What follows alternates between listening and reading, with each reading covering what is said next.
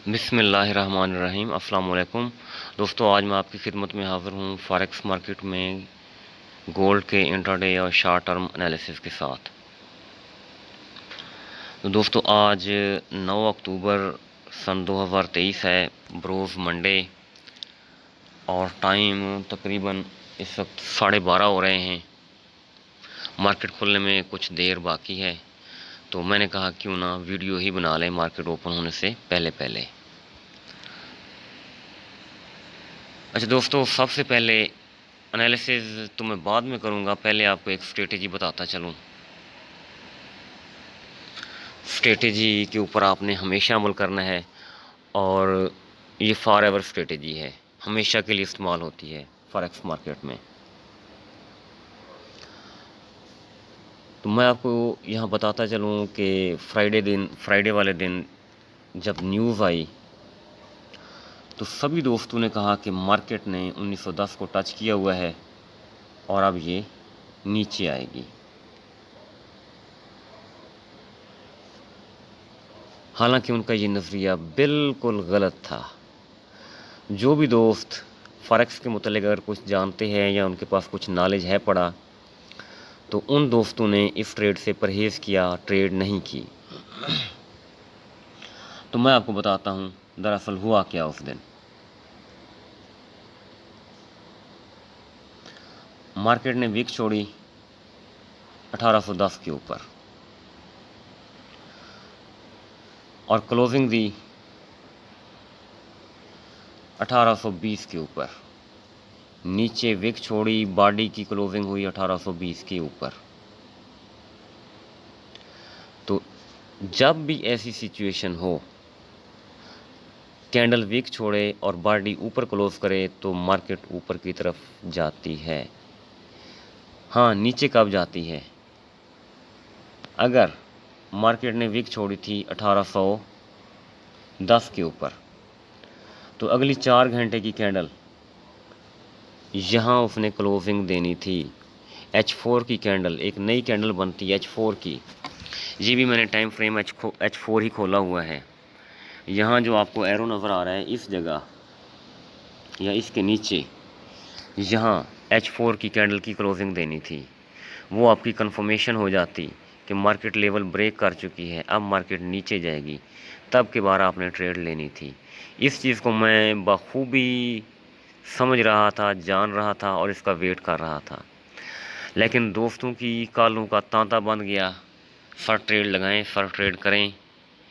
तो जो पूछते रहे उनको मैं मना करता रहा, और जिन्होंने नहीं पूछा उन्होंने छलांग लगा दी, और रिज़ल्ट निकला कि वो लॉस में चले गए। तो आपने हमेशा ये करना है, कभी भी मार्केट जहाँ भी विक छोड़ती है, कोई लेवल ब्रेक करती है, तो आपने छलांग नहीं लगानी, बल्कि H4 में चले जाएं। H4 की एक कैंडल को नीचे क्लोजिंग देने दें। जब वो नीचे क्लोजिंग देगी, तब आपने एंट्री लेनी है। तब आप कह सकेंगे कि ये लेवल ब्रेक हो चुका है। तो इसको पढ़ते कैसे हैं या इसको बयान किस तरह करते हैं, वो मैं आपको बताता हूँ। H4 की कैंडल ने विक नीचे छोड़ी, बॉडी ऊपर क्लोज की, और मार्केट नतीजतन ऊपर चली गई। ये चीज़ है, इसको इस तरह पढ़ते या बताते या बयान इस तरह करते हैं। अब हम एनालिसिस की तरफ आते हैं मार्केट के। तो एनालिसिस बिल्कुल सिंपल है। मार्केट ने 33 के ऊपर विक छोड़ी, बॉडी 33 के नीचे क्लोज की, तो आप कह सकते हैं कि मार्केट नीचे आ सकती है। ये चीज़ें एक तरफ ज़हन में रखें। अभी इसको हमने वेरीफाई करना है। ये वन पॉइंट हमारा हो गया है, अब इसकी वेरिफिकेशन करनी है, क्या ये चीज़ वेरीफाई भी होती है या नहीं होती। तो हम करते हैं। ये H4 में हम देख रहे थे, मार्केट ने 33 के ऊपर विक छोड़ी और बॉडी 33 के नीचे क्लोज हुई, तो इसको हम ये कह सकते हैं कि मार्केट 33 को शायद ना तोड़े और नीचे की तरफ गामज़न हो जाए, सेलिंग की तरफ। यहाँ अब हम H1 में चलते हैं। हम H1 में आ गए। H4 हमें बता रहा है कि मार्केट नीचे आएगी। अब H1 क्या कह रहा है?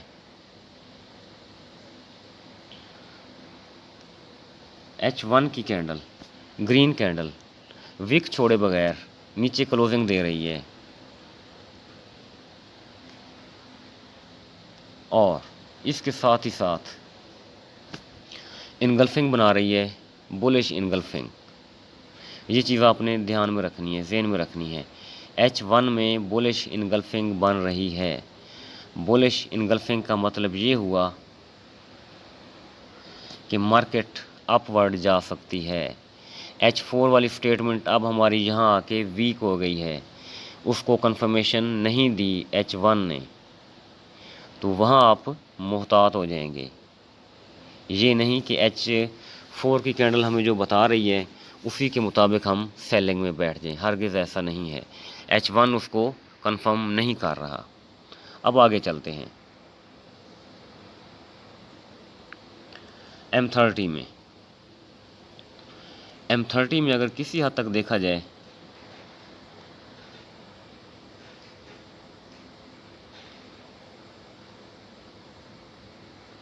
एक रेड कैंडल है, रेड कैंडल के साथ दो ग्रीन कैंडल्स बनी हुई हैं।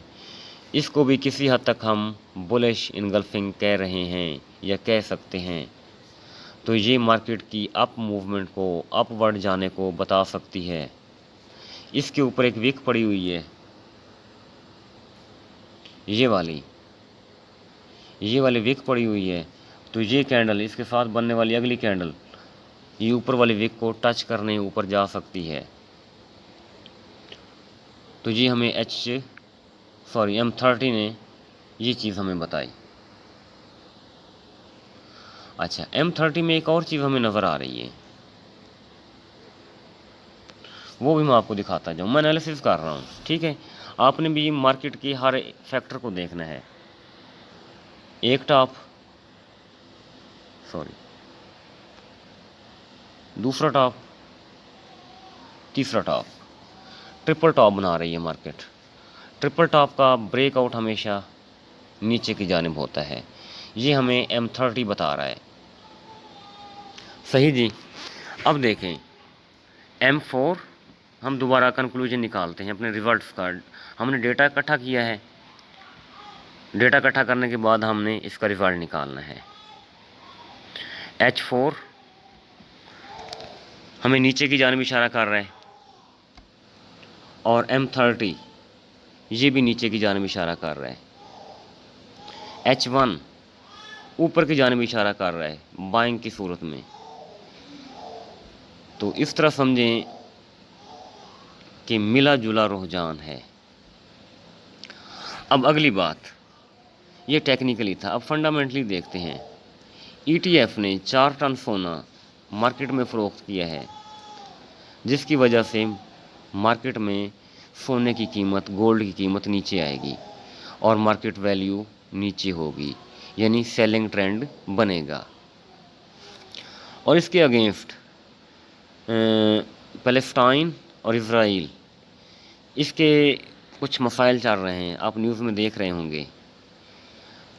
अगर ETF ने गोल्ड बेचा है, गोल्ड को नीचे आना चाहिए। दूसरी तरफ अगर अमेरिका या इसराइल ये मार्केट में डॉलर लेके आते हैं, क्योंकि जब जंग लगती है तो कंट्रीज़ मार्केट में बहुत ज़्यादा पैसे डालते हैं, क्योंकि उनको बहुत सारी चीज़ों की ज़रूरत होती है अपने मिलिट्री यूज़ के लिए या अपनी पब्लिक को प्रोटेक्शन देने के लिए, जिसमें इस तरह हम कह सकते हैं कि मार्केट का मिला जुला रुझान है। मार्केट अभी किसी वाज़ेह डायरेक्शन में नहीं है, तो इसकी डायरेक्शन उसी वक्त ही वाज़ेह हो सकती है जब मार्केट ओपन होगी। तो अभी आपने वेट करना है, जल्दबाजी हरगिज़ नहीं करनी सेलिंग की या बाइंग की। बाइंग तो आपने हरगिज़ करनी नहीं है ना, बिल्कुल भी। मार्केट जहाँ मर्ज़ी चली जाए, बाइंग आपने नहीं करनी। करेंगे इंशाल्लाह हम सेल ही। तो दोस्तों, ये हमारी वीडियो थी। मेरा एक व्हाट्सएप ग्रुप भी है जिसका लिंक डिस्क्रिप्शन में मौजूद है, आप मेरा वो व्हाट्सएप ग्रुप भी ज्वाइन कर सकते हैं। तो दोस्तों, अपना बहुत सारा ख्याल रखें, मुझे दुआओं में याद रखें। Thank you. अल्लाह हाफिज़।